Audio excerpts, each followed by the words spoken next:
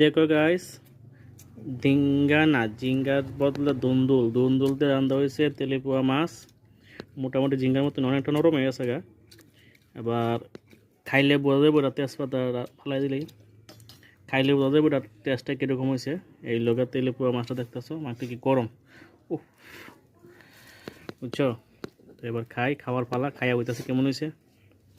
তো মা খাই আছে বা খাইয়া দিই কেমন হয়েছে, ঠিক আছে? সেই সেই ভালো তো স্যার, পুরা ঝিঙ্গা, সেই টেস্ট। বাড়ির গাছের সবজিতে রান্না করে খাওয়া মজা আলাদা। তোমরা কার কার বাড়িতে সবজি আছে নিজের বাড়িতে, শহরের মধ্যে আর কি, গ্রামের মধ্যে থাকতে পারে, কমেন্টে জানাও, ঠিক আছে? তো এখন খাই, ভালো হয়েছে, খেয়ে পারে।